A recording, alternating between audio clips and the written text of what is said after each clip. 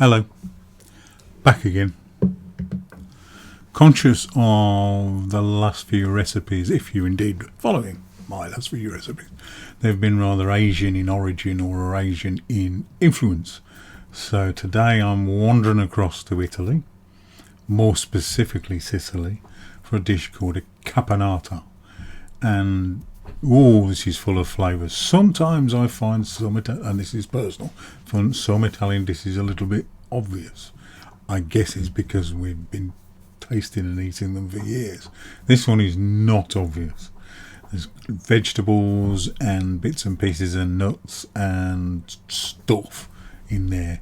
Let's get on with it. I absolutely love this one. Right, let's look at today's board of goodness. And what a delightful pile of stuff we got. We start with aubergines. Love aubergines. 2 of those big ones. Then we got capers. I think that's where the name caponata came from. We have pine nuts. We're going to be using quite a lot of those. Olives. Mixed olives. Beautiful. I'll not say they're completely fresh, but they're freshish. About half an onion that I had left over from something else. And some garlics. And some sultanas. I think raisins is traditional, but sultanas is what I had left. And they're nice. Some chopped tomatoes. What have we got back there? Some passata. This is quite a good passata. Hiding in the background some celery, about 3 sticks of celery, and I think finally is the pasta. I've gone for penne this time. I've got a few things in the cupboard. I think I've got fusilli in the cupboard. Anyway, yeah, I'm going for penne. First things first, because that's usually where first things are. Chop up your aubergine into small 1.5 cm cubes. Get your knife in there. Choppy chop chop chop. Choppy chop chop chop. Yeah, that was quite silly, wasn't it? Choppy chop chop chop. Then drizzle over plenty of olive oil and some salt and get it in the oven. 185 degrees is going to take half an hour-ish. Get on with it.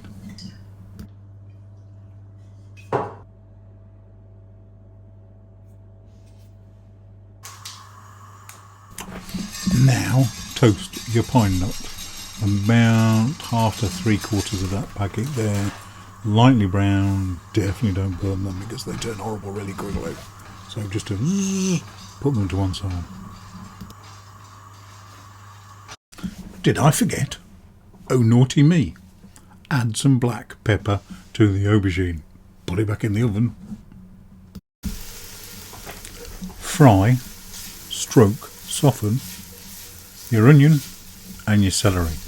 Well chopped up, quite small pieces. Soften, not too much frying. Soften. Then add your garlic. Stirry.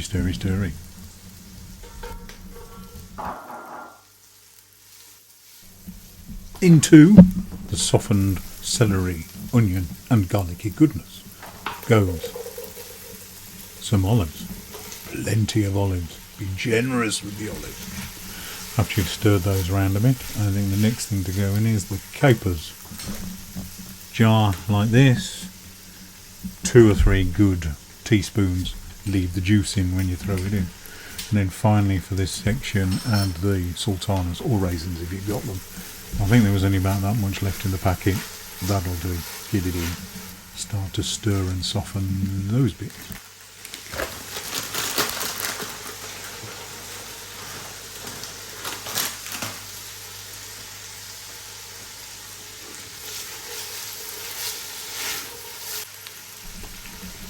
Tomato time.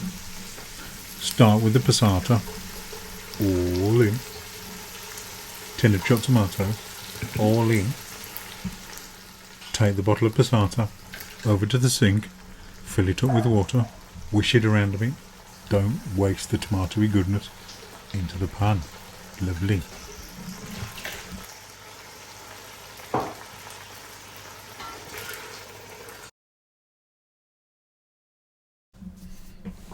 Lid on. 10 or 15 minutes. Don't touch it. Really low heat. Then take the lid off.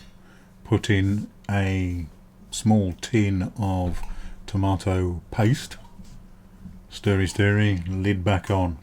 Lid stays on until the aubergine is finished, which I think was about half an hour we agreed on at the start.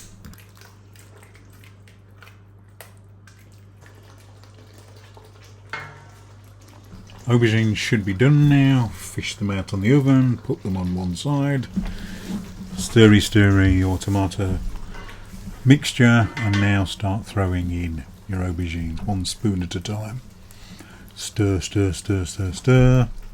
Then we're going to add the toasted pine nuts. Stir. We are almost finished.